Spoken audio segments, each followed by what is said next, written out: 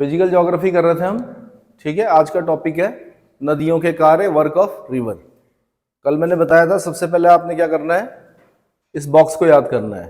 Pre का question जो होगा वो यहीं से कवर हो जाएगा आपका। प्री में जो क्वेश्चन बनते हैं वो सिर्फ इस बॉक्स को पढ़ने से ही कवर हो जाएंगे। मेंस के लिए आपने डिटेल में पढ़ना है। ठीक है, एक बार फिर बता देता हूं, कल भी बताया था मैंने कि शक्तियों में क्या है, नदी या बहता हुआ जल बोलते हैं। वो क्या क्या क्रियाएं करती है, अपघर्षण करती है।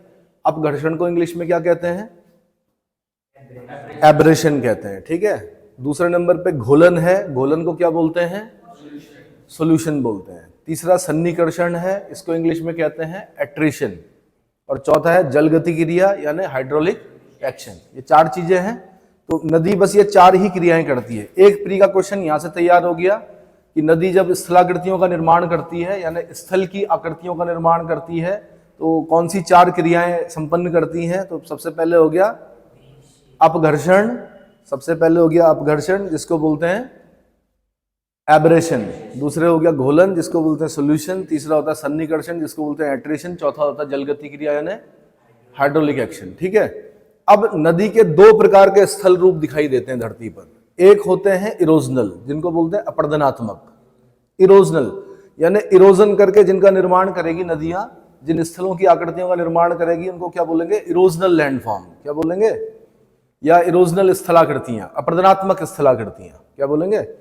और दूसरे प्रकार की जो आकृतियां बनाती है नदी वो होती है निक्षेपात्मक या डिपोजिशनल स्थलाकृतियां। डिपोजिशनल यानी डिपॉजिट करके जो बनाएगी। अब देखो ध्यान भी देना आपने कि जैसे अब फिर पहले एक बार याद कर लीजिए क्या क्या बनाती है, इनका डिटेल फिर हमने पढ़ना है। सबसे पहले वी आकार की घाटी बनाती है। इरोजनल लैंडफॉर्म में क्या क्या है आपका, वी शेप वैली है, वी आकार की घाटी, वी शेप वैली। दूसरा गॉर्ज या कैनियन, गॉर्ज और कैनियन को गॉर्ज और कैनियन ही कहा जाता है। तीसरे नंबर पे जलप्रपात जिसको क्या बोलते हैं, वाटरफॉल बोल सकते हैं आप। चौथे नंबर पे छिपरिका जिनको रैपिड्स बोलते हैं। उसके बाद है जलगर्तिका, वाटर ट्रफ। अगला है नदी विसर्ग, मियंडर। नदी जब मुड़ती है तो उसको क्या बोलते हैं, मियंडर। जब मैदानों में जाती है नदी तो क्या करती है, बड़े बड़े मोड़ लेके चलती है ना, तो मियंडर कहा जाता है उसको। ठीक है, नदी विसर्ग। फिर है संरचनात्मक सोपान, स्ट्रक्चरल लैडर। सीढ़ी को बोलते हैं सोपान, दरअसल किसको बोलते हैं, सीढ़ी को सोपान कहा जाता है। उसके बाद नदी वेदिका, रिवर ऑल्टर। उसके बाद क्वेस्टा, उसके बाद क्वेस्टा, क्वेस्टा को क्वेस्टा ही कहा जाता है। उसके बाद संप्राय मैदान यानी पेनी प्लेन, पेनी प्लेन। संप्राय मैदान मतलब पेनी प्लेन। उसके बाद निक्षेपात्मक स्थल रूप में आते हैं हम, डिपोजिशनल लैंडफॉर्म में आते हैं। तो वहां पर नदी क्या निर्माण करती है, जलोढ़ पंख, इसको बोलते हैं एलुवियल फैन। इसको बताया था मैंने आपको, अगर पानी ज्यादा है और उसके साथ बहाकर लाए गए सेडिमेंट्स कम है तो बनाएगी जलोढ़ पंख यानी एलुवियल फैन। यानी जिस नदी में पानी ज्यादा है और अवसाद कम है, अवसाद कम मतलब बहाकर साथ में लाए कंकड़ पत्थर बजरी सब आता है उसमें। ठीक है, तो क्या बनाएगी, एलुवियल फैन। उसका मैंने एग्जाम्पल भी दिया था कि ऋषिकेश वालों को तो पता है, त्रिवेणी घाट में जाइए, सामने जो एक आइलैंड सा दिखता है एक आर्क शेप में, वो क्या है, एलुवियल फैन है अपने आप में। या गढ़वाल श्रीनगर में जाएंगे तो श्रीयंत्र टापू जो है वो एलुवियल फैन है अपने आप में। ठीक है, क्या करती है कि नदी ज्यादा जब उतरती है तब तो सबको बहाकर लाती है, लेकिन जैसे ही थोड़ा सा मैदानी भाग आता है तो वो उनका वहन नहीं कर पाती। वहन नहीं कर पाती मतलब उसको अपने साथ नहीं ले जा पाती, तो एक जगह पे जमा कर देती है। उसी को क्या बोलते हैं, एलुवियल फैन बोलते हैं। जलोढ़ शंकु यानी एलुवियल कोन कब बनेगा, जब क्या होगा कि अवसाद ज्यादा होंगे, पानी कम होगा नदी में, या कोई भी वाटर बॉडी उसमें पानी कम है, अवसाद ज्यादा है, तो कोन के शेप में बनाएगी, उसको बोलते हैं जलोढ़ शंकु। उसके बाद बालूका पुलिन, जो आपके जितने भी बालूका पुलिन या राफ्टिंग कैंप जो लगते हैं, किस में लगते हैं, बालूका पुलिन में लगते हैं। जितने भी जो रेत वाले देखे होंगे आप, नदी के किनारे रेत के बड़े बड़े ग्राउंड्स होंगे, वो क्या हो गए, एक तरह से बालूका पुलिन। प्राकृतिक तटबंध, प्राकृतिक तटबंध बनते हैं। जैसे आप लोग नहीं बोलते कि हम ये जैसे बंदा है, ये तो बनाया है लोगों ने, लेकिन नदी अपना भी प्राकृतिक तटबंध बनाती है। जब एक बड़ी बाढ़ आती है तो किनारे किनारे क्या करती है, पत्थरों को बड़े बड़े पत्थरों को इकट्ठा कर देती है, फिर बाद में वो नीचे चली जाती है तो वो तटबंध सा लगता है, ऐसा लगता है जैसे बाढ़ कर रखी है पूरी। क्या कर रखी है?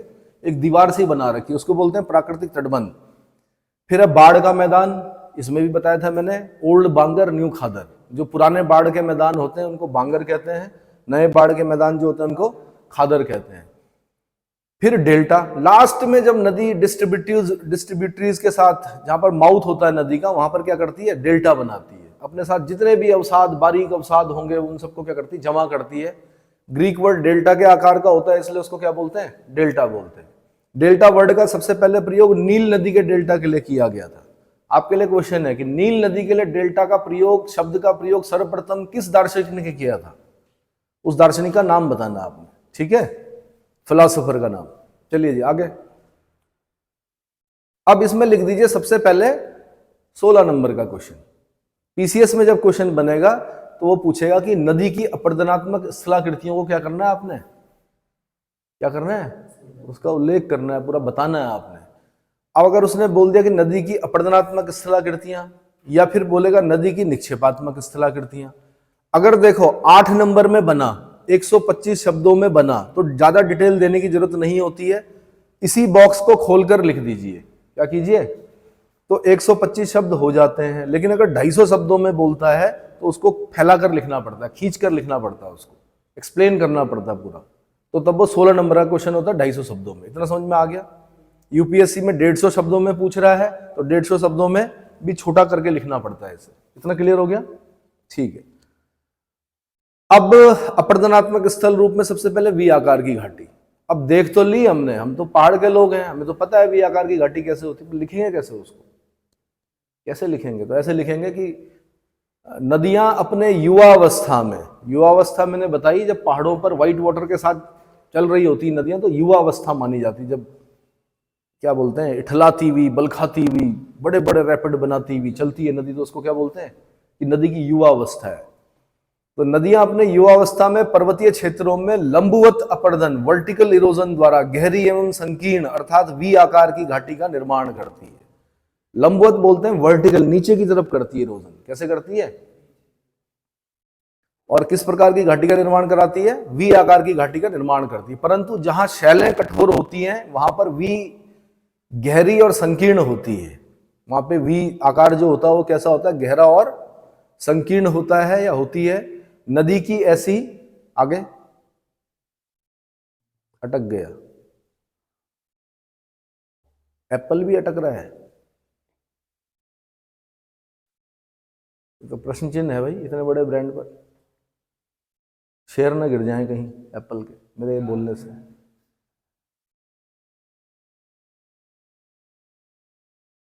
ठीक है, तो वी आकार की घाटी को आप देख पा रहे हो, अगर आप इमेजिन कर पा रहे हो तो बस उसी के बारे में लिखना है आपने। बस भाषा थोड़ा क्या होनी चाहिए? अच्छी होनी चाहिए। ठीक है जी आगे।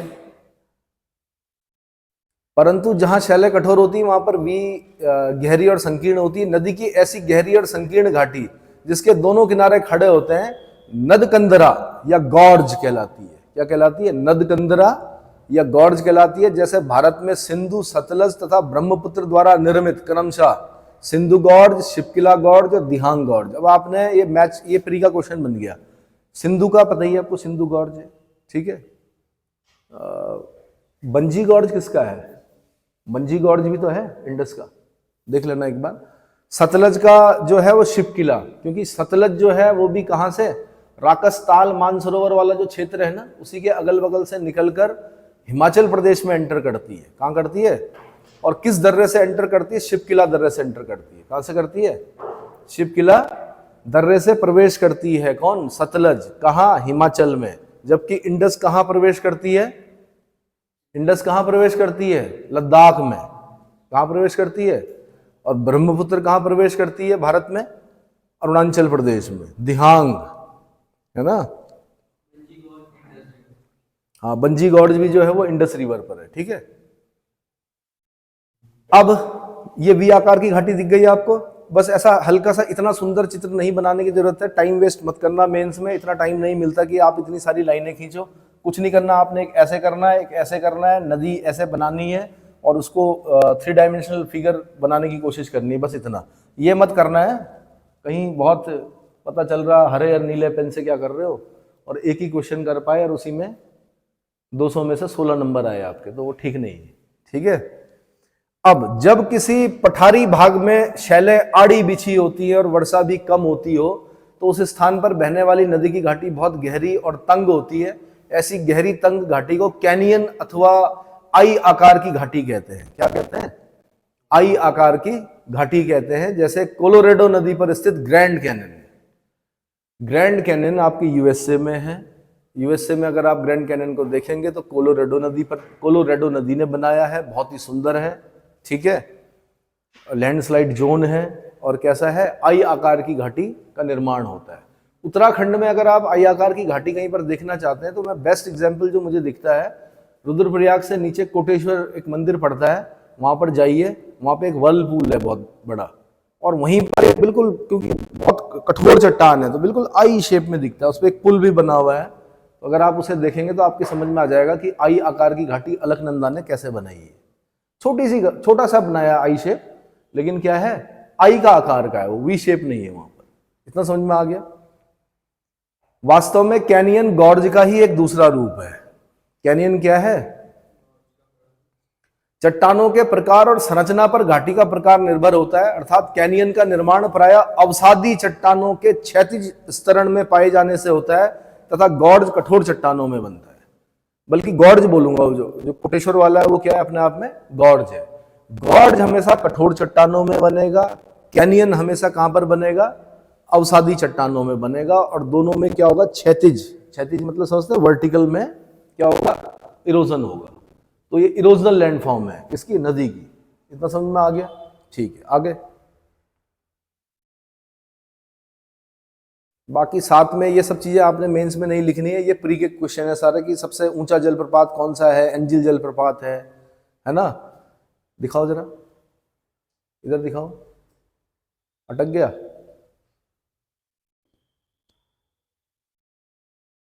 एंजिल प्रपात जो है वो क्या है, 979 मीटर ऊंचा है, उसको साल्टो एंजिल भी बोलते हैं। और इसकी नदी पता कीजिए, एंजिल फॉल किस नदी पर है, वेनेजुएला में है। ये ऑर्निको नदी पर है कि कोरोनी नदी पर है?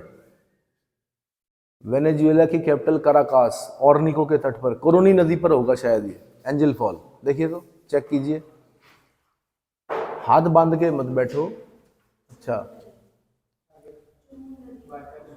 अच्छा वाईफाई कनेक्ट है। दूसरा टुगेला प्रपात किस पर है, टुगेला जलप्रपात किस नदी पर है?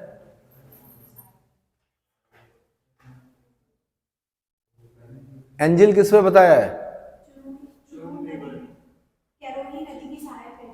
तो कैरोनी नदी की सहायक नदी है कौन सी? चुरूर, CHURN। हाँ, वैसे कैरोनी आंसर रहा है पहले, एक बार क्वेश्चन आया है एंजिल फॉर किस नदी पर है, तो कैरोनी नदी पर है। ठीक है। टुगेलो जलप्रपात किस पर, टुगेलो साउथ अफ्रीका में पड़ता है, ट्रेस हरमन्स आपका पेरू में पड़ता है, ओलो उपेना प्रपात आपका यूएसए में पड़ता है, युबिला प्रपात आपका पेरू में पड़ता है। ठीक है। ये मेरे ख्याल से बॉक्स बाद में करेंगे, पहले मुझे सीधे पहले वो दिखा दीजिए, क्योंकि ये सब चीजें मेंस में नहीं लिखनी है आपने वी आकार की घाटी का क्या कर दिया, एक्सप्लेन कर दिया ना, उसमें भी कटिंग करनी है, इतना ज्यादा नहीं लिखा जाता है, वरना 2500 शब्द हो जाएंगे, 250 शब्दों में लिखना है खाली। फिर अगला है वाटरफॉल। जब नदियों का जल ऊंचाई से खड़े ढाल से अत्यधिक वेग से नीचे गिरता है तो उसे जलप्रपात कहते हैं। जब कठोर शैलों का ढाल नदी के साथ होता है तो उसे छिपरिका बन जाती है, रैपिड्स बन जाते हैं। क्या बनते हैं? रैपिड्स बन जाते हैं। जैसे संसार का सर्वाधिक ऊंचा वेनेजुएला व साल्टो एंजिल प्रपात 979 मीटर, संयुक्त राज्य अमेरिका कनाडा का नियाग्रा जलप्रपात, जिम्बाब्वे का जम्बेजी नदी पर स्थित विक्टोरिया जलप्रपात। इतने उदाहरण नहीं दे सकते हैं, 2-3 उदाहरण काफी हैं बस। कितने? बाकी प्री के हिसाब से लुआलावा नदी पर स्थित स्टेनले जलप्रपात आईएएस का क्वेश्चन रहा है प्री का आपका। विक्टोरिया जलप्रपात आपका क्या रहा है, प्री का क्वेश्चन रहा है, अफ्रीका में पड़ता है। और नॉर्थ रोडेशिया और साउथ रोडेशिया की बॉर्डर पर है। अब नॉर्थ रोडेशिया साउथ रोडेशिया क्या हो गया, जाम्बिया और जिम्बाब्वे। जाम्बिया को बोलते हैं क्या, नॉर्थ रोडेशिया। जाम्बिया एक देश है अफ्रीका का, जिम्बाब्वे भी एक देश है। क्रिकेट भी खेलते हैं जिम्बाब्वे वाले, हाँ। जिम्बाब्वे को साउथ रोडेशिया बोलते हैं। दोनों की बॉर्डर पर एक नदी चलती है आपकी, कौन सी? जम्बेजी। कौन सी? जम्बेजी नदी चलती है, उस नदी पर विक्टोरिया फॉल है। ऐसे ही आपका मैंने बताया था कि ईरी और ओंटारियो, 5 ग्रेट लेक्स बताई थी मैंने नॉर्थ अमेरिका में, superior, Michigan, Huron, eerie, Ontario. तो मैंने कहा था आपको ईरी और ओंटारियो के बीच में क्या है, कौन सा जलप्रपात है? नायग्रा जलप्रपात है, ठीक है। ईरी और ओंटारियो के बीच में है। कनाडा वाले भी आते हैं देखने, इधर से यूएसए वाले भी जाते हैं देखने, है ना। आपको वो पहन के जाना पड़ता है, क्या बोलते हैं उसको, रेनकोट पहन के जाना पड़ता है। इतना ज्यादा क्या होता है, क्या पानी उछलता है, मतलब बहुत दूर तक पानी के कण तैरते हैं। ऐसे ही यारलुंग सांगपो नदी पर स्थित हिडन जलप्रपात, आजकल ऋषिकेश में भी ढूंढ रहे हैं हिडन फॉल कहाँ है। तो उन फॉलों में हम, उन फॉल मतलब उन झरनों में हम नहाए हैं, हमारा बचपन उन्हीं में गुजरा। मैं कह रहा हूँ यारलुंग सांगपो नदी पर स्थित हिडन प्रपात। ये यारलुंग सांगपो कहाँ पर है? चाइना में है। सांगपो बोलती है, नहीं ब्रह्मपुत्र को बोलते हैं यारलुंग सांगपो, ब्रह्मपुत्र नदी पर है ये। सॉरी, चाइना में ही तो पड़ा, तिब्बत में पड़ा ना, तिब्बत में पड़ा, हाँ। पहले हम लोग तिब्बत बोलते थे, अब चाइना बोलना पड़ रहा, क्या करें, पूरा कैप्चर कर दिया तिब्बत को, ठीक है। तो यारलुंग सांगपो, सांगपो मतलब सांप जैसी, कैसी? ब्रह्मपुत्र को वहां पर कहते हैं सांगपो, कहां पर? तिब्बत में कहते हैं। चाइनीज नाम अलग है उसका, क्या नाम है चाइनीज? ब्रह्मपुत्र का चाइनीज नाम क्या है? अरे भाई तिब्बती नाम है सांगपो, तिब्बत के लोग सांगपो बोलते थे उसको, चाइनीज नाम अलग है उसका, यारलुंग, ठीक है। ऐसे पोटोमैक नदी पर ग्रेट प्रपात है। ये प्री के क्वेश्चन है सब, मैंने कहा मेंस में इतने उदाहरण नहीं देने हैं आपने, पर ये याद करते हुए चलिए ताकि प्री में काम आए आपके। पूछेगा ग्रेट जलप्रपात किस पर है? पोटोमैक नदी पर है। किस पर है? पोटोमैक। ये नाम सुना है इस नदी का?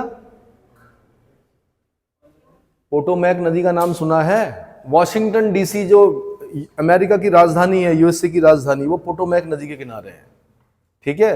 और ऐसे ही जो वहां का एक बड़ा शहर है न्यूयॉर्क, वो हडसन नदी के किनारे है। किसके किनारे है? हडसन नदी के किनारे।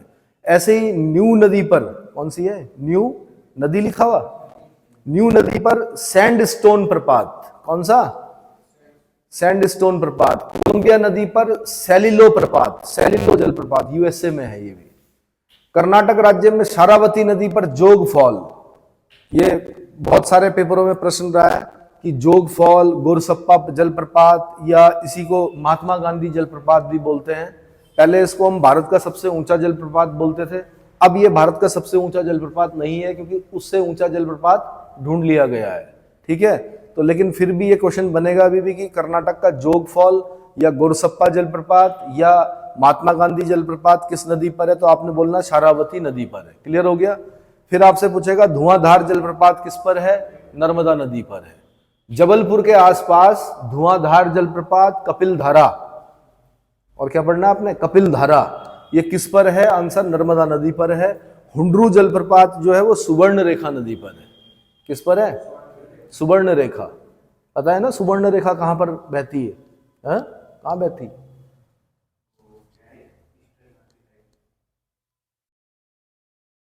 किस शहर में जाओगे बड़े कि सुवर्ण रेखा दिख जाए आपको? हाँ, जैसे मैं बोलूंगा भाई गंगा देखने, गंगा तो बहुत जगह बहती है, पर अगर मैं पूछूं भाई गंगा कहाँ देखी है आपने, तो आप बोलोगे हमने ऋषिकेश में देखी, हमने हरिद्वार में देखी, हमने प्रयागराज में देखी, हमने पटना में देखी। देखी ना? मैं शहर पूछ रहा हूं। जमशेदपुर में आपको सुवर्ण रेखा और खरकई, दो नदियां दिखेंगी। कौन सी दिखेंगी? सुवर्ण रेखा और स्वर्ण मत बोलो, सुवर्ण। जिसका वर्ण अच्छा हो, जिसका रंग अच्छा हो, उसी को सोना बोलते हैं। क्या बोलते हैं?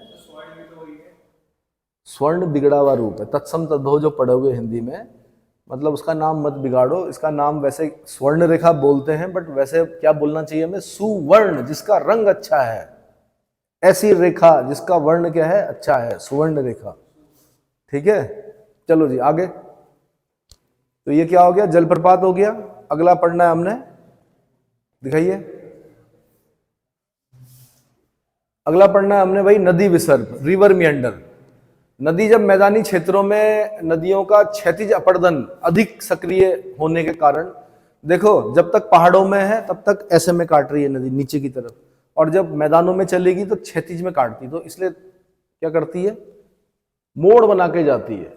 क्या जाती है, जैसे आप अगर जौनपुर जाओगे, जौनपुर ठीक है, गोमती नदी है, गोमती नदी के किनारे आपका लखनऊ भी गोमती नदी के किनारे है, तो गोमती नदी बड़े मेंढर बनाती है, मेंढर मतलब, और कई बार क्या करती है कि पुराने मेंढर को छोड़ देती है, वो नया रास्ता ले लेती है। कई बार पुराने मेंढर में पानी भरा हुआ रहता है, तो ऐसी झीलें जो होती हैं गोखुर झीलें होती हैं। क्या होती हैं, गोखुर झीलें बोलते हैं ऐसी झीलों को, ठीक है।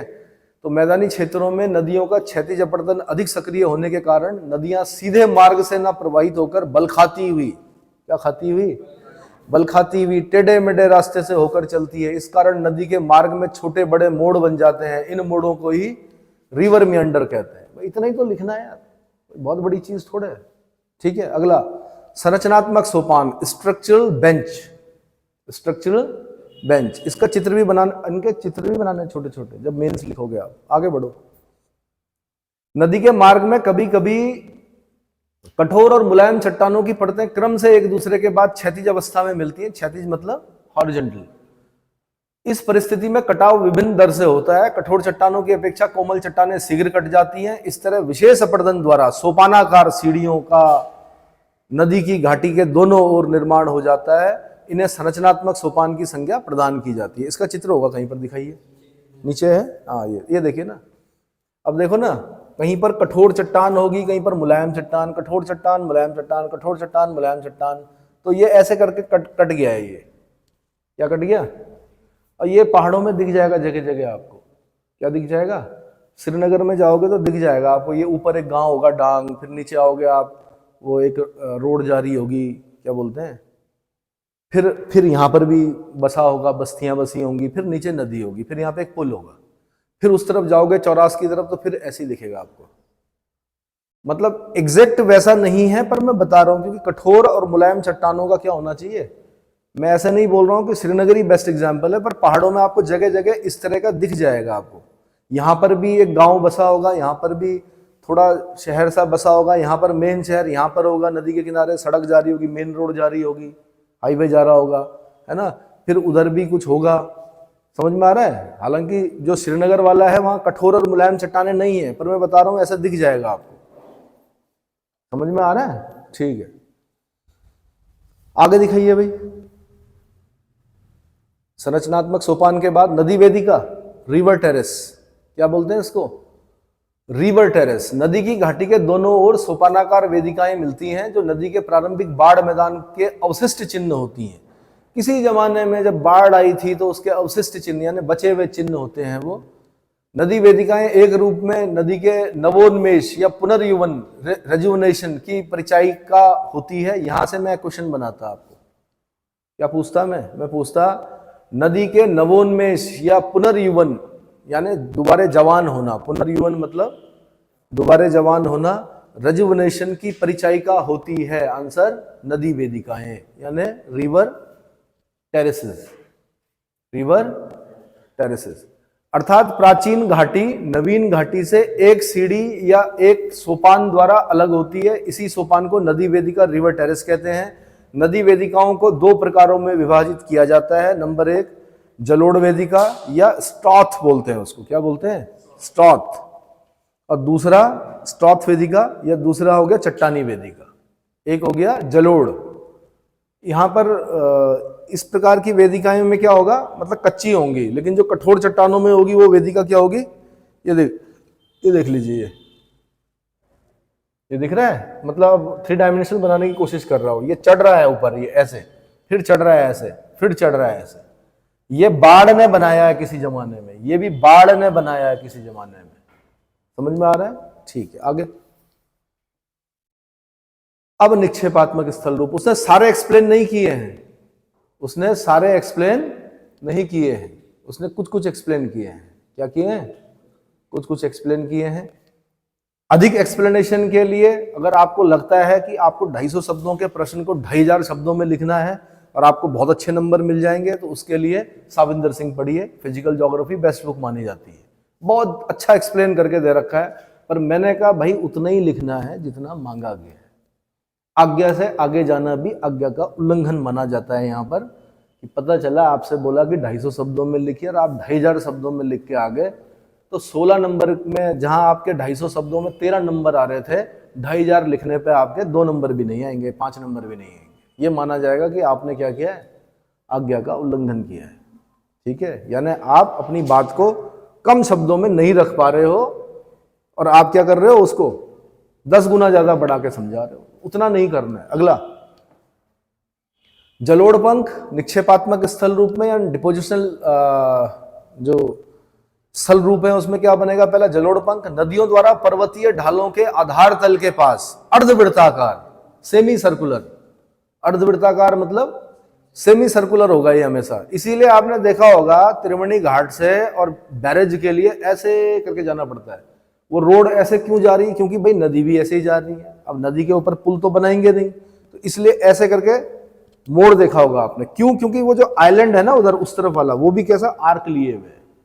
कैसा है, अब इसको आप गूगल अर्थ पर देखना, कैसे देखना, तब आपको दिखेगा वो एलवीएल फैन, बड़ा सुंदर। देख लिया था, गुड। अर्धवृत्ताकार रूप में पदार्थों का निक्षेपण। पदार्थ क्या है, पत्थर है, कंकड़ है, रेत है। उस वो जब बन गया आपका एलवीएल फैन बन गया, तो उसमें जंगल भी उग गए, उसमें हाथी भी घूमते हैं, उसमें बारहसिंगा हिरन भी दिखते हैं कभी कभी, और उसमें सियार भी दिखते हैं, बहुत सारे जानवर हैं। कभी जाके देखना। गए हो, कब गए हो? ऐसे दिख जाते हैं हमारे मोहल्ले में घूम रहे हाथी। अरे मैं ये बोल रहा हूँ, उधर गए हो कभी? बोट जाती है, बोट से जाते हैं वहां पे। स्वामी जी हैं कि उनकी बोट जाती है, वो रोज जाते हैं वहां पर। तो कभी उनके पैर छूकर उनसे बोलना कि हमें थोड़ा ले जा लो। तो जब आप उनके क्षेत्रों में अतिक्रमण करोगे, आप बोलते ना हमारे मोहल्ले में आया हाथी। हाथी आपके मोहल्ले में नहीं आया, आप हाथी के मोहल्ले में जाके घर बना दिया आपने। क्या कर दिया, नहीं समझे? हाँ, हाथी हमारे इलाके में आ गया। आपका कहां से हो गया इलाका, वो हाथी का इलाका है। आपने क्या कर दिया वहां पर, वो टीरी डैम बना, विस्थापित कर दिया लोगों को, जबरदस्ती वहां पे जमीनें दे दी। ठीक है, बेचारे हाथी। अब इनका क्या होता है, जैसे आप ये चलते हो ना, जीपीएस लेकर चलती हो ना, मुझे यहां जाना है, इनका, इन प्राणियों का जीपीएस यहां होता है पहले से। उनका परदादा भी उसी रास्ते से गया, उनका दादा भी उसी रास्ते से गया, वो भी उसी रास्ते से जा रहे हैं। अचानक वो देख रहे हैं सामने मकान बन गया 2 मंजिला आपका, वो कंफ्यूज हो जा रहे हैं कि दिमाग तो बोल रहा है कि भाई यहां से जाना है, ये तो मेरा रास्ता है ना। और आप क्या कर रहे हो उसमें, फिर हल्ला कर रहे हो, भगा रहे हो उसको, पटाखे डाल रहे हो, फिर वो एग्रेसिव हो जा रहा है। फिर एग्रेसिव होगा तो हाथी है वो तो। अच्छा, रिक्वेस्ट किया आपने?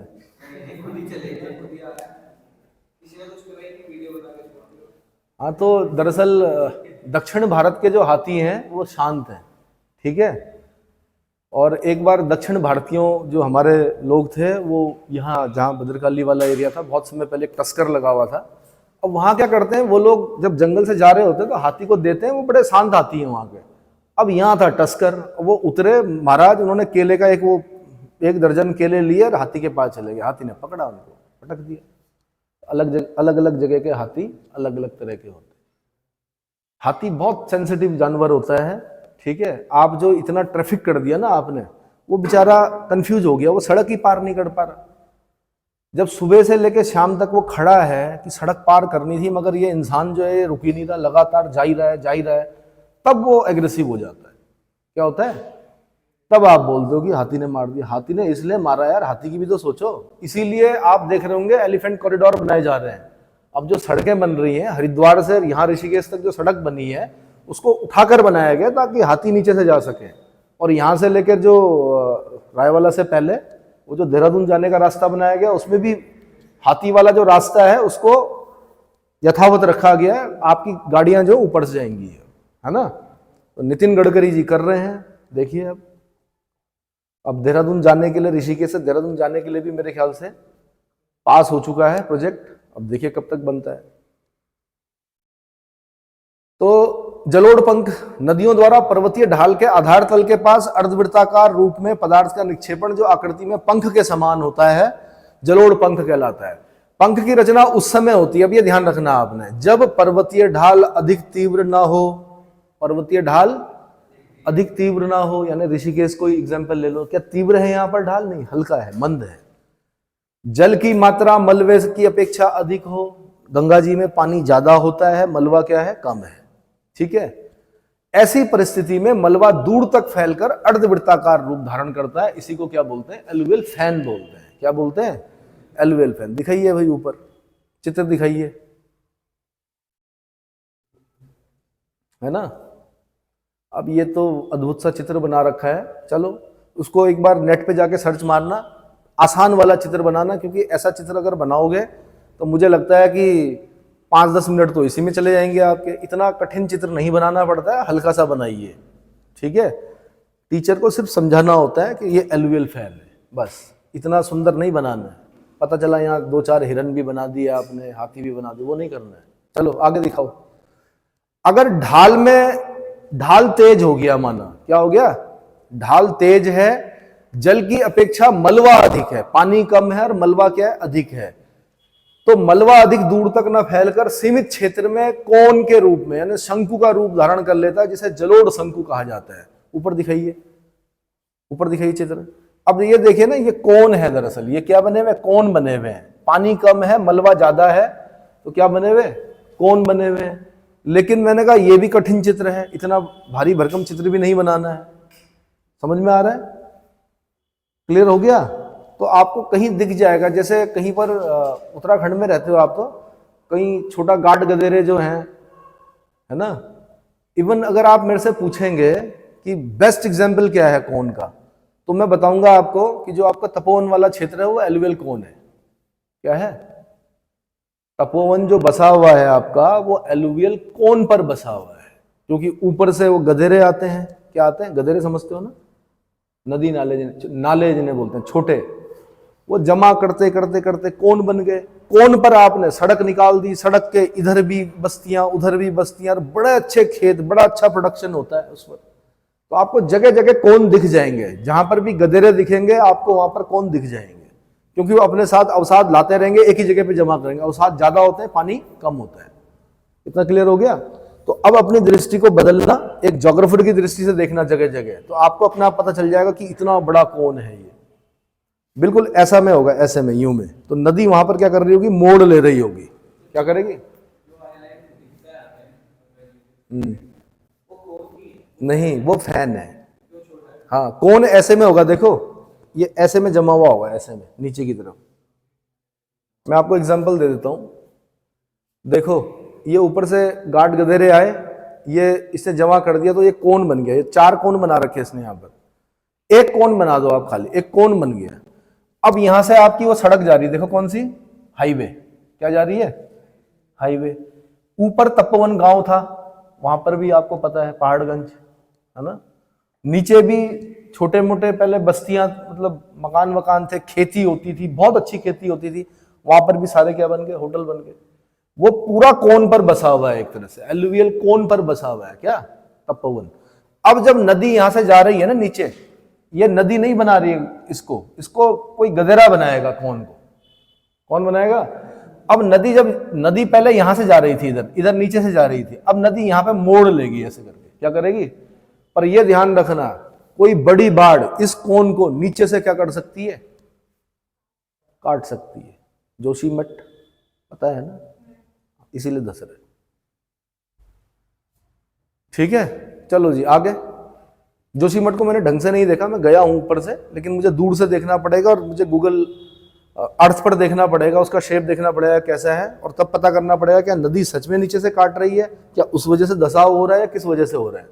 तो आप अगर बहुत ज्यादा क्या करोगे, निर्माण कार्य करोगे, और नदी ने अगर नीचे से काटना शुरू कर दिया या किसी बड़ी बाढ़ ने नीचे से काट दिया, तो नीचे ही धसेगा फिर पूरा। क्या होगा? जलोढ़ पंख की चोटी के पास नदी कई शाखाओं में विभक्त हो जाती है, जो गुम्फित नदी कहलाती है। क्या कहलाती है? गुम्फित नदी को ब्रेडेड रिवर बोलते हैं इसको, गुम्फित नदी। अनेक जलोढ़ पंखों के मिलने से गिरिपद मैदान या भावर प्रदेश का निर्माण होता है। जब बहुत सारे क्या मिल जाएंगे आपके जलोढ़ पंख, एलुवियल फैन मिल जाएंगे, तो उनको बोलते हैं पीडमोंट एलुवियल प्लेन्स। क्या बोलते हैं? Piedmont alluvial plains. आम भाषा में उसको भाबर बोलते हैं। क्या बोलते हैं? भाबर प्रदेश। क्या बोलते हैं? भाबर, है ना। जलोढ़ पंख स्थल रूप का निर्माण नदी की तरुणावस्था के अंतिम तथा प्रौढ़ावस्था के प्रथम चरण का परिचायक होती है। मैं यहां से क्वेश्चन बनाता, क्या बनाता कि भैया जवानी जा रही है और प्रौढ़ावस्था आ रही है, किसकी? नदी की। ऋषिकेश से पहले तक नदी जवान है। ऋषिकेश से पहले तक नदी क्या है? जवान है। राफ्टिंग तभी तो हो रही है, व्हाइट वाटर राफ्टिंग, है ना। इसके बाद क्या रैपिड दिखता है आपको? ऋषिकेश के बाद नहीं दिखेगा, यानी प्रौढ़ावस्था शुरू हो गई। अभी भी वेग तेज है ऋषिकेश में। हरिद्वार में थोड़ा कम हो जाएगा, रुड़की में जाते जाते और कम हो जाएगा, रुड़की के आसपास जब जाएगी वो और कम हो जाएगा, और आगे जाएगी तो और कम हो जाएगा वेग। लेकिन वहां चले जाओ केदारनाथ में या बद्रीनाथ के आसपास, किसी चीज कोई अगर नदी में गया तो समझो गया।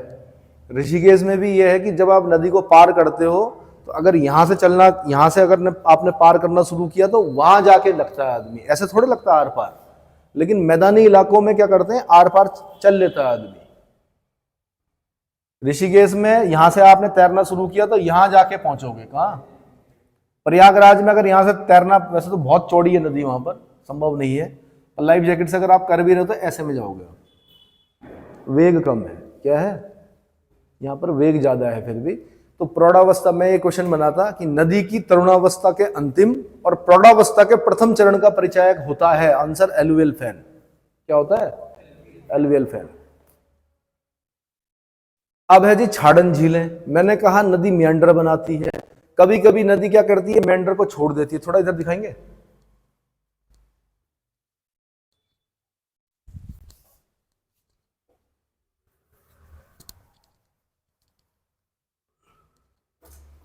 मैंने कहा नदी ऐसे चल रही है, दिख रही है, मियांडर बना रही है, बना रही है। अब नदी ने क्या किया कि अपना रास्ता इधर से कर दिया। किधर से? इधर से कर दिया। अब ये इसने काटा हुआ था ना नदी ने, ये वाला पार्ट काटा हुआ था, तो ये नदी अब यहां से नहीं बह रही है। बह रही है क्या? लेकिन यहां पानी रहेगा, इधर क्या रहेगा? और ये खुर के आकार की दिख रही है आपको? खुर होता ना गाय का, इसलिए उसको बोलते हैं गोखुर झील। क्या बोलते हैं? ऑक्सबो लेक बोलते हैं इसे। क्या बोलते हैं? ऑक्सबो लेक बोलते हैं। इतना समझ में आ गया? उसी को लिखना है, देखने से नहीं मिलते नंबर, ना ही चित्र बनाने से मिलेंगे, केवल लिखना तो पड़ेगा। जब नदियां अपने विसर्प को त्याग कर सीधे प्रवाहित होने लगती हैं, तब नदियों का विसर्प अवशिष्ट भाग छाड़न या गोखुर झील कहलाता है। निचली मिसिसिपी के बाढ़कृत मैदान या डेल्टा प्रदेशों में अनेक छाड़न झीलें मिलती हैं। पूर्वी उत्तर प्रदेश तथा बिहार में गंडक, कोसी तथा घाघरा नदियों में भी अनेक गोखुर झीलें मिलती हैं। किसमें? गंडक, कोसी और घाघरा। ये दिखा रहा है यहां पर, ये। और ये निक्षेप होंगे यहां पर कांप के। किसके निक्षेप होंगे? कांप मतलब एलुवियल सॉइल। आगे ये है गोखुर झील, छाड़न झील। इसका मतलब नदी पहले कैसे बहती थी? ऐसे बहती थी, देखो ऐसे बह रही थी, लेकिन क्या हुआ, अब नदी ऐसे बह रही है तो ये गोखुर झील है। चलो आगे। तटबंध, पहले चित्र दिखा दो तब समझ में आएगा इनका। देखो भाई, ये नदी के किनारे ना ऐसे दिख रहा है, ये बंदा नहीं बोलते हम आम भाषा में, बंदा है कि ये इन्हीं पे पत्थर, इन्हीं पे दीवार देके बिल्कुल ऊंचा सा बना देते हैं ताकि बाढ़ अब इधर ना आ पाए। जैसे हमने पूर्णानंद के फील्ड के नीचे क्या कर दिया, बंदा बना दिया, तो स्वर्गाश्रम वाले लोग नाराज होते हैं कि अब क्योंकि बाढ़ इधर तो आ नहीं पाती तो उधर को हिट करती है। किधर को? स्वर्गाश्रम वाले क्षेत्र को। तो नदी ने अपने तटबंध बना रखे थे और वो तटबंध हमने अपनी आंखों से देखे हैं। अब जो है वो मैन मेड तटबंध है, मतलब उन्हीं पर क्या कर दिया, थोड़ा और ऊंचा करके दीवार देकर, बढ़िया पत्थर वत्थर लगाकर, जाली वाली लगाकर क्या कर दिया, ऊपर से रास्ता बनाकर उनमें पत्थर बिछाकर आस्था पथ नाम दे दिया उसे। क्या दे दिया? और जो पुराने तटबंध थे वो उबड़ खाबड़ थे। कैसे थे? वो नदी ने बनाए थे किसी बड़ी बाढ़ ने। ठीक है, तो ये प्राकृतिक तटबंध है। अब इनको बनाने से भी नंबर नहीं मिलेंगे, लिखने से मिलेंगे। तो लिखना कैसे है दिखाओ भाई। बस जिसने लिखना सीख लिया वो बना एसडीएम। क्या बना? और जिसने शॉर्टकट मारा उसने कहा यार ज्यादा लिखना विखना मेरे बस का नहीं है, गोले लगाने हैं बस, खाली क्या करना है, सर्किल फिल करने हैं, वो बना ग्रुप सी। क्या बना? Group C. अब इस चीज का पता अभी नहीं चलेगा, इसका पता तब चलेगा जब आप अपना फाइल वर्क कर रहे होंगे, आप एसडीएम साहब के पास जा रहे होंगे, एसडीएम साहब डांट रहे होंगे जाइए दोबारा कीजिए, फिर आप आ रहे होंगे करके बहुत मेहनत करके, फिर एसडीएम साहब तुरंत ऐसे देख रहे होंगे अच्छा ये गलत है भाई, जाइए फिर दोबारा कीजिए, टाइप कीजिए इसको दोबारा। तब उस दिन आपकी समझ में आएगा यार लिख ही लेता, जब तैयारी कर ही रहा था, जब पता ही था मेरे को इतना, तो लिखने में क्या दिक्कत हो रही थी, प्रैक्टिस ही तो करनी थी। समझ में आया? और जब आप एसडीएम होंगे तब डीएम साहब फटकार लगा रहे होंगे आपको, एसडीएम साहब क्या है ये, तब आपको लग रहा होगा यार सिलेबस तो लगभग एक जैसा था। क्या था? लगभग वो सारी चीजें हम पीसीएस में भी पढ़ रहे थे, आईएएस में भी पढ़ रहे थे, बट ये था कि भय था कि आईएएस बहुत बड़ा पेपर होता है इसलिए नहीं निकाल पाते हैं, तो भैया थोड़ा और मेहनत करते बन जाते। नहीं नहीं है ना, टाइम लेती है चीजें, इनको लॉन्ग टर्म प्रिपरेशन कहा जाता है। जो लोग बोलते हैं कि मैं 2 महीने पहले किताब उठाई, फॉर्म भरा, फिर ये निकला मेरा, और फिर उसका रिजल्ट आया, फिर 2 महीने बचे हुए थे, मैंने लिखा और मैं क्रैक कर दिया मैंने, तो या तो वो देवदूत था या वो झूठ बोल रहा था। क्या था?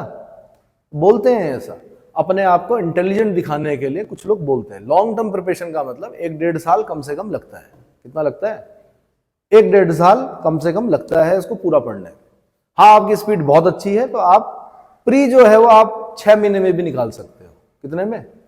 लेकिन मेंस पूरा कवर करने में, पूरे सब्जेक्ट कवर करने में लगभग 1 साल, 1.25 साल, 1.5 साल, अलग अलग डिपेंड करता है किसकी कैपेसिटी कितनी है। तटबंध, लिवीज बोलते हैं इनको, नदी के दोनों किनारों पर मिट्टियों के जमाव द्वारा बने लंबे लंबे बंधों को, जो कि कम ऊंचाई वाले कटक लो रिजेस के समान होते हैं, तटबंध कहलाते हैं।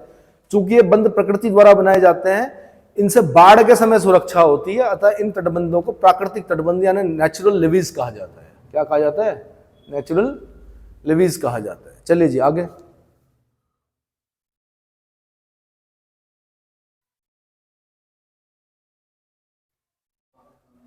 अब बाढ़ का मैदान, मैदानी भाग में भूमि समतल होती है, ये पता ही है आपको, अतः नदी में जब बाढ़ आ जाती है तो बाढ़ का जल नदी के समीपवर्ती संप्राय भाग में फैल जाता है। इस जल में बालू एवं मिट्टी मिली हुई रहती है। बालू बाढ़ के हटने के बाद यह मिट्टी वहीं जमा हो जाती है। मिट्टी के निक्षेपण से संपूर्ण मैदान समतल और लहरदार प्रतीत होता है।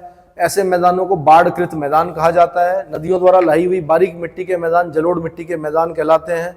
उत्तरी भारत का उपजाऊ मैदान इसका उत्कृष्ट उदाहरण है, जो गंगा, यमुना और इनकी सहायक नदियों से निर्मित हुआ है। अरे भैया क्यों हो रहा है इतना प्रोडक्शन पंजाब में, क्यों हो रहा है इतना प्रोडक्शन, क्या बोलते हैं, उत्तर प्रदेश, बिहार, इतनी फर्टिलिटी कहाँ से आई? नदियों ने तो किया है उसको। एलुवियल सॉइल है, बड़ी अच्छी क्या खेती होती है, बारीक मिट्टी है, बालू भी मिली हुई, कहीं दोमट मिलेगी, कहीं पर आपको क्या मिलेगी, चिकनी मिट्टी मिलेगी। उसका डेल्टा, नदी जब झील या सागर में गिरती है तो वह लाए गए मलबे का निक्षेपण से एक विशेष प्रकार का स्थल रूप का निर्माण कर देती है, जिसे डेल्टा, ये ग्रीक वर्ड डेल्टा दिख रहा है, कहते हैं। अर्थात डेल्टा नदी के अंतिम भाग का वह समतल मैदान होता है जिसका ढाल सागर की ओर होता है। ढाल कहाँ होगा? सागर की ओर होगा। ज्ञातव्य है कि डेल्टा शब्द का प्रयोग सर्वप्रथम, ये क्वेश्चन मैंने थोड़ी देर पहले पूछा था, हेरोडोटस, फादर ऑफ हिस्ट्री है ये, हेरोडोटस ने नील नदी के लिए किया था। किसके लिए किया था? नील नदी के डेल्टा के लिए किया था। गूगल अर्थ पर जाइए, नील नदी का डेल्टा देखिए, पूरे शहर के शहर बसे हुए, बड़ा फर्टाइल डेल्टा है नील नदी का। इधर उधर डेजर्ट है पूरे, क्या है, और भूमध्य सागर में गिरती है नील नदी। किसमें गिरती है? मेडिटेरेनियन सी में गिरती है, तो डेल्टा बनाती है, तो बड़ा फर्टाइल डेल्टा। बड़े अच्छे रेशे वाली कपास उगाते हैं वहां के किसान, फिल्लाह कृषक, है ना।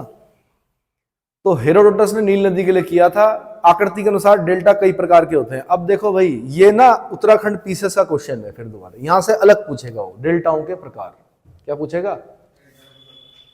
इतना लंबा क्वेश्चन तो नहीं पूछ सकता वो, डेल्टा तो हमने दे दिया, हल्का फुल्का लिख दिया, लेकिन एक डेल्टाओं के प्रकार से अलग क्वेश्चन बनेगा। तब आपने बोलना है कि पहले प्रकार का डेल्टा जो होता है वो चापाकार डेल्टा होता है। ये एक अलग क्वेश्चन है, हो सकता है ये हाँ 250 में ही पूछेगा मेरे ख्याल से। कितने पूछेगा? जब नदी की मुख्य धारा द्वारा पदार्थों का निक्षेपण बीच में अधिक और किनारे पर संकरे रूप में होता है तो चापाकार डेल्टा का निर्माण होता है। जैसे नील नदी, राइन नदी, Hwang Ho, Irrawaddy, Volga, Danube, Sindh, Niger, Mekong, Po, Rhone, Leena, Ganga नदी का डेल्टा। ये सारे एग्जाम्पल है। नील आपको पता है इजिप्ट में, राइन आपको पता है कहां? हाँ जी, सब रूस में लेके जाओ, पुतिन खुश होगा, तुम्हें उठा के ले जाएगा यहां से। कहां पे है राइन? 50 बार बताया होगा मैंने कि यूरोप में है राइन। कहां पर है राइन? यूरोप में है। फ्रांस में वोस्जेज, उधर ब्लैक फॉरेस्ट का, जर्मनी में ब्लैक फॉरेस्ट, रिफ्ट घाटी से होकर बहने वाली नदी का बेस्ट एग्जांपल है। उसके बाद मेरे ख्याल से लास्ट में नीदरलैंड में या हॉलैंड में जाती है वो, चेक कीजिए, वहां पर डेल्टा बनाएगी अपना। कहां बनाएगी? राइन। अरे भैया देख लो, जो मैंने शुरू के वीडियोस बना रखे हैं जिनमें मैंने पूरा मैप रीडिंग करा रखा है, उनको देखो। कहां जा रही है? अब देखो, फिजिकल में देख रहे हैं वो इस समय। पॉलिटिकल में देखो कहां पर जा रही है राइन नदी, लास्ट में कहां गिर रही है?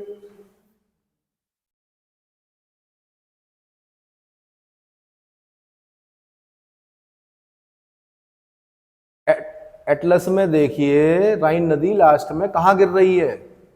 अरे फ्रांस और जर्मनी से होते हुए ले जाओ ना, नीदरलैंड हॉलैंड में जा रही है। हाँ, ऐसे ही वांगो नदी है, वांगो चाइना में है, येलो रिवर बोलते हैं इसको। कहां गिरती है? पोहाई में गिरती है, येलो सी में गिरती है, या एग्जैक्ट जो जगह है पोहाई बोलते हैं उसको। क्या बोलते हैं? तो वहां पर अपना डेल्टा बनाएगी। तो कैसा बनाएगी? चापाकार डेल्टा बनाएगी।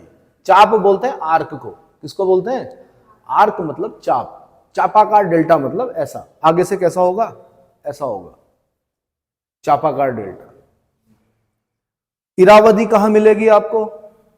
मैंने बताया था दो बड़ी इंपॉर्टेंट रिवर है, इरावदी या साल्वीन। म्यांमार में जाइए, वहां पे मिलेगी आपको। वोल्गा कहां मिलेगी? कैस्पियन सी में गिर रही होगी वोल्गा, यूरोप की सबसे बड़ी नदी है। फिर डेन्यूब मैंने बताया था ब्लैक सी में गिरती है, यूरोप की सबसे इंपॉर्टेंट रिवर है डेन्यूब। क्या है? सिंधु नदी आपको पता ही है। नाइजर आपको पता है, बता रखा मैंने, मेरी प्रिय नदियों में से एक है नाइजर। भले ही गंगा मेरी पूजनीय है, यमुना मेरी पूजनीय है, लेकिन एक डेजर्ट के बीच में इतनी बड़ी नदी को देखकर मैं भी आश्चर्यचकित होता हूं। किसको? नाइजर को। पूरा डेजर्ट और उसके बीच में एक नदी बह रही है। कौन सी? नाइजर।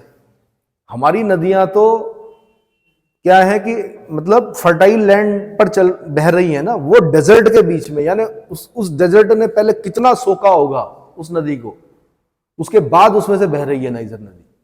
तो कभी नाइजर का वीडियो देखना, तब समझ में आएगा आपको नाइजर क्या चीज है ना। लाइफ लाइन क्यों बोलते हैं उसको वहां का। मेकॉन्ग रिवर कहां मिलेगी? कंबोडिया में मिलेगी आपको। कंपूचिया, खमेर राजवंश, सौरो ऑफ कंबोडिया, मेकॉन्ग मिलेगी। पो कहां मिलेगी? इटली में मिलेगी आपको। कहां मिलेगी? इटली में। रोन कहां मिलेगी आपको? फ्रांस में मिलेगी शायद, गल्फ ऑफ लायंस में गिर रही होगी रोन। देखना जरा कहां गिर रही है। फ्रांस में मिलेगी। लीना कहां मिलेगी? हाँ जी, अब उठाओ गर्दन अपनी। कहां? रूस वाले। ये है रूस वाली लीना। अब आप बोलोगे तो इंडियन नेम लग रहा लीना, है ना। ये रूस की नदी है। गंगा से आप परिचित हैं। ये सब प्रगतिशील डेल्टा बनाती है। क्या करती हैं? प्रगतिशील डेल्टा बनाती है। आगे बढ़िए भाई, गुस्सा दिला देते हो सुबह सुबह। ये नील नदी का डेल्टा है, देखो ये सब डिस्ट्रीब्यूटरीज हैं। ये क्या है? नील नदी एक साथ नहीं गिरती है, अलग अलग शाखाओं में गिरती है। उनके बीच में पूरी फर्टाइल लैंड है। ये दिख रही है, नहरों का जाल है यहाँ पर, बड़ी बड़ी नहरों का। आगे बढ़ो। पंजागार डेल्टा, बर्ड फूट डेल्टा। यूएसए में जाएंगे आप, मिसिसिपी नदी बर्ड फूट डेल्टा बनाती है। बर्ड फूट मतलब ऊपर अगर अंतरिक्ष से आप देख रहे हैं, सैटेलाइट पर बैठे हैं, वहां से देखेंगे तो आपको ऐसे लगेगा पक्षी का पंजा है। पंजाकार डेल्टा। इस प्रकार के डेल्टा का निर्माण उन बारीक कणों से होता है जो जल के साथ घोल के रूप में मिले रहते हैं तथा जिनसे चूने की मात्रा अधिक होती है। ये ध्यान रखना आपने, चूने की मात्रा अधिक होती है। इनके निर्माण के लिए नदी का वेग अधिक, निक्षेप पदार्थ बारीक एवं रंध्रहीन होना चाहिए। ऐसी नदी सागर में दूर तक प्रविष्ट कर विभाग में बंटकर अंगुलियाकार, अंगुलियाकार समझते हैं, अंगुलियों के आकार का ये अंगुलियाकार या पंजाकार डेल्टा का निर्माण करती है। बेस्ट एग्जांपल मिसिसिपी मिजोरी नदी का डेल्टा। किसका? मिसिसिपी मिजोरी नदी का डेल्टा। आगे ये नहीं, आगे डेल्टा और होंगे। ये देखो पंजाकार डेल्टा, पक्षी का पंजा दिख रहा है, चूने की मात्रा अधिक जहां होगी पक्षी का पंजाकार डेल्टा, मिसिसिपी नदी का डेल्टा। मैक्सिको की खाड़ी में बनता है ये, गल्फ ऑफ मैक्सिको में। फिर ज्वार नदमुखी डेल्टा, एस्चुराइन डेल्टा। मैंने कहा कभी कभी नदी क्या करती है, ऊपर नहीं बनाती डेल्टा, पानी के नीचे घुस जाती है सीधे। सारे अवसाद जो होंगे पानी के नीचे होंगे, दैट इज एस्चुरी, ज्वार नदमुख। नदियों की एस्चुरियों के भर जाने से निर्मित लंबे तथा संकरे डेल्टा को ज्वार नदमुख डेल्टा कहा जाता है। नदियों के उस मुहाने को एस्चुरी कहा जाता है जो कि जलमग्न होता है, मतलब पानी के नीचे होता है। क्या होता है? जलमग्न होता है, तथा जहां पर सागरीय तथा ज्वारीय लहरें नदी द्वारा निक्षेपित पदार्थों को बहाकर ले जाती हैं। यह मुहाना प्राय चौड़ा होता है। इस मुहाने में नदियां अपने मलबा का निक्षेपण करके उसे भरने का प्रयास करती रहती हैं। फलस्वरूप एक लंबे किंतु संकरे डेल्टा का निर्माण होता है। जैसे बेस्ट एग्जांपल मैकेंजी, मैकेंजी का डेल्टा। किसका? सीन का डेल्टा, ओब का डेल्टा। ओब कहां है? कहां है ओब? अब बोलो रूस में है। ओब और इटिस, ओब और जैसे हमारे यहां बोलते हैं ना गंगा यमुना, वैसे बोलते हैं वहां ओब और इटिस। क्या बोलते हैं? हाँ। सीन कहां पर है? सीन नदी कहां है? ये दोनों एक साथ नहीं है, ब्रैकेट यहां पे वो होना चाहिए कॉमा। सीन कहां पर है? अरे फ्रांस में है, फ्रांस में। जाओ जरा, है। फ्रांस की राजधानी पेरिस किस नदी के तट पर है? सीन नदी के तट पर है। आईफिल टावर सबको पता है, जो क्वेश्चन आना वो नहीं पता। आईफिल टावर इसलिए पता है कि वहां पे वो लेनी है, क्या बोलते हैं उसको, क्या बोलते हो आप लोग? सेल्फी, सेल्फी लेनी है। किसके सामने? वरना लोगों को पता कैसे चलेगा कि आप फ्रांस जा रखे हो, पेरिस जा रखे हो? क्योंकि आचमन करोगे अगर सीन नदी पर तो उनको क्या पता कि कौन सी नदी है। पर आईफिल टावर पर अगर आपका क्या होगा, आज ट्रेंड यही तो है, लोग दिखाने के लिए जा रहे हैं खाली। मैं केदारनाथ गया कि आस्था क्या, और फिर क्या बताऊं, बड़ी अजीब सी हरकतें करते हैं।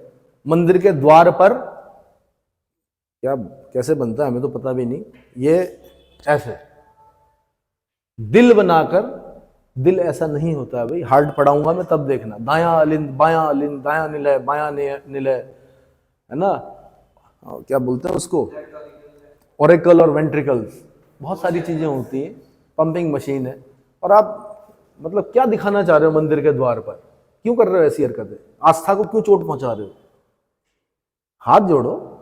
हमारी जो आस्था है वो क्या? हाथ जोड़ने की। आप वहां दरवाजे पर क्या कर रहे हो और फिर उसको अपनी प्रोफाइल पिक्चर पर लगा रहे हो? तो ऐसे लोगों को तो क्या करना चाहिए? मना कर देना चाहिए, मत आइए भैया, ठीक है? आस्थाओं के साथ मत खेलो हमारी। वो बाद का विषय है। कौन सा? नहीं है, ये सदियों से चर्चा का विषय रहा है कि ईश्वर है कि नहीं है। जो लोग मानते हैं तो वो 100% है कि है, जो लोग नहीं मानते हैं उनके लिए वो 100% है कि नहीं है। लेकिन जो है उनकी आस्थाओं के साथ मत खेलो।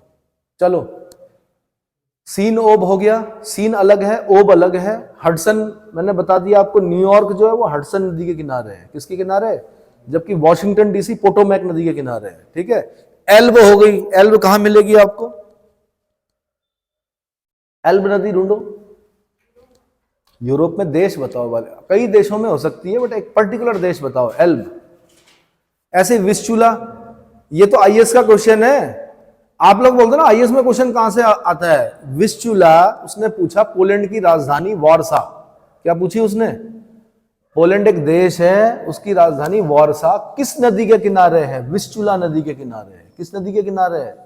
ये आईएएस का क्वेश्चन है, ठीक है? ऐसे ही ओडर,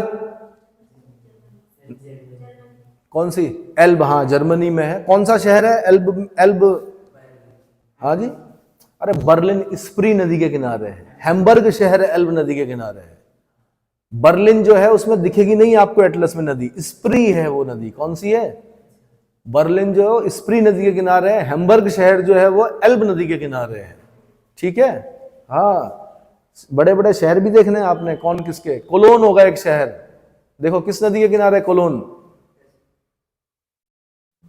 एक शहर होगा जर्मनी में कोलोन। कोलोन वही है, जर्मनी में है। हाँ पक्का, मैं नहीं बोलूंगा, आप एक बार चेक कर लेना। ओडर नाम सुना है आपने, ओडर नेसी लाइन सुना है, दो देशों के बीच क्या बनाती है, बॉर्डर बनाती है। ओडर नेसी लाइन किन दो देशों के बीच में बॉर्डर बनाती है। कभी कभी नदियां दो देशों के बीच की बॉर्डर होती है, तो ओडर नेसी लाइन किन दो देशों के बीच में बॉर्डर बनाती है।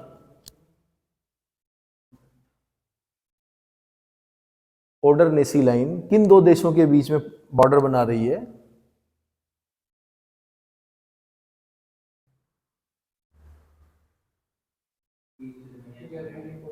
जर्मनी और पोलैंड के बीच में बनाती है। अब ईस्ट जर्मनी मत बोलो भाई, बर्लिन की दीवार गिर चुकी है, अब जर्मनी का एकीकरण हो चुका है। ईस्ट जर्मनी वेस्ट जर्मनी नहीं बोलते अब आपने बोलना जर्मनी और पोलैंड के बीच में ओडर नेसी लाइन है, और ओडर नेसी लाइन ओडर नदी के नाम से ओडर नेसी लाइन बोला गया उसे। ठीक है, नर्मदा और ताप्ती नदियों का डेल्टा जो है वो कैसा है, एस्चुराइन। ठीक है, अगला है परित्यक्त डेल्टा, अबंडंट डेल्टा। अब कई नदियां बड़ी शैतान होती हैं आप जैसी, मतलब कभी यहां गिरती हैं कभी वहां गिरती हैं, तो भाई जब पहले जहां गिरती थी वहां पर डेल्टा बनाया, अब दूसरी जगह गिर रही। जैसे कुछ बच्चे हमारे यहाँ पर, जैसे ये हैं, कभी यहां बैठे कभी वहां बैठे, तो नदियों की भी प्रवृत्ति होती, कभी यहां गिरी कभी वहां गिरी, तो जो पुराना वाला डेल्टा उसको प्रत्यक्त डेल्टा बोलते हैं। सीधी सी बात है, प्रत्यक्त मतलब छोड़ा हुआ, प्रत्यक्त मतलब छोड़ा हुआ डेल्टा, त्यागा हुआ डेल्टा। तो जब नदी अपने पहले डेल्टा को छोड़कर अन्यत्र, कितना अच्छा शब्द है अन्यत्र, डेल्टा का निर्माण करती है, तो पहले वाले डेल्टा को परित्यक्त डेल्टा कहते हैं। वांगो संसार में सबसे कुख्यात नदी अपने मार्ग परिवर्तन के लिए, किसके लिए, भारत में कोसी और एक और है बंगाल का शुभ दामोदर, ये दोनों मार्ग परिवर्तन के लिए कुख्यात हैं भारत में। और वो जो वांगो है, येलो रिवर जिसको बोलते हैं, वो संसार में अपने मार्ग परिवर्तन के लिए कुख्यात है। पता चला अभी ऋषिकेश से बह रही थी, और कुछ समय बाद पता चला कोटद्वार से बह रही है, कुछ साल बाद, समय बाद नहीं, कुछ साल बाद। तो यार ये तो अजीब सा हो गया, कहाँ ऋषिकेश कहाँ रह गया कोटद्वार। तो मार्ग परिवर्तन के लिए कुख्यात है ना। और लोएस की पीली मिट्टी को बहाकर लाती है, इसलिए उसका रंग पीला होता है, इसलिए उसको येलो रिवर बोलते हैं। और जिस सागर में गिरती है उस सागर का रंग भी पीला कर देती है, इसलिए उसको येलो सी बोलते हैं। और उस येलो सी में भी वो पर्टिकुलर जगह जहां पर वो गिरती है उसको पोहाई बोलते हैं। क्या बोलते हैं, पोहाई। ठीक है जी, तो वांगो नदी इसके डेल्टा का निर्माण कर चुकी, इस प्रकार के कई डेल्टाओं का निर्माण कर चुकी है। गंगा ब्रह्मपुत्र डेल्टा का पश्चिमी भाग जो हुगली नदी द्वारा प्रवाहित होता है, परित्यक्त डेल्टा का उदाहरण है। किसका, परित्यक्त डेल्टा। गंगा ब्रह्मपुत्र डेल्टा का पश्चिमी भाग जो हुगली नदी द्वारा प्रवाहित होता है, परित्यक्त डेल्टा का उदाहरण है। ठीक है, विस्तार के आधार पर डेल्टा के दो प्रकारों में विभक्त किया गया है। नंबर एक प्रगतिशील डेल्टा यानी ग्रोइंग डेल्टा, डेल्टा बढ़ेंगे अभी आगे, जो आपका इवन सुंदरबन का डेल्टा है वो भी अभी क्या होगा और आगे जाएगा। नदियों द्वारा लाए गए अवसाद का जमाव मुहाने से सागर की ओर निरंतर बढ़ता जाता है, तो उस डेल्टा को प्रगतिशील डेल्टा कहते हैं। जैसे गंगा ब्रह्मपुत्र का डेल्टा, नील नदी का डेल्टा, मिसिसिपी नदी का डेल्टा, ये सब आगे की तरफ बढ़ रहे हैं। बंगाल की खाड़ी का आकार छोटा हो रहा है और सुंदरबन डेल्टा का आकार क्या हो रहा है, बढ़ रहा है। और ये जो हिमालय के जितने आपको दिख रहे हैं ना अवसाद, ये सब आपको वहां दिखना है, कहां, डेल्टा में। दूसरा है अवरोधित डेल्टा यानी ब्लॉक डेल्टा। जब डेल्टा का विस्तार रुक जाता है तो उसको अवरोधित डेल्टा कहते हैं। यह अवरोध सागरीय लहरों या धाराओं द्वारा उपस्थित हो सकता है। अगर आपने डेल्टाओं के प्रकार में इतना लिख दिया, 250 शब्द हो गए आपके, 16 में से 13 नंबर की गारंटी मैं देता हूं। कौन देता हूं, 100 रुपए का स्टाम्प ले आना, मेरे सिग्नेचर ले जाना। अगर क्वेश्चन ऐसा आ गया और आपने ऐसा लिख दिया और थोड़े चित्र बना दिए, तो 16 में से 13 नंबर कहीं नहीं जाते हैं मेंस में। क्लियर हुआ। पर फिर वही है कि बिल्ली के गले में घंटी कौन बांधेगा, कौन बांधेगा, ऐसे कर रहे हैं, बोलो हम बांधेंगे। ठीक, बंद करो।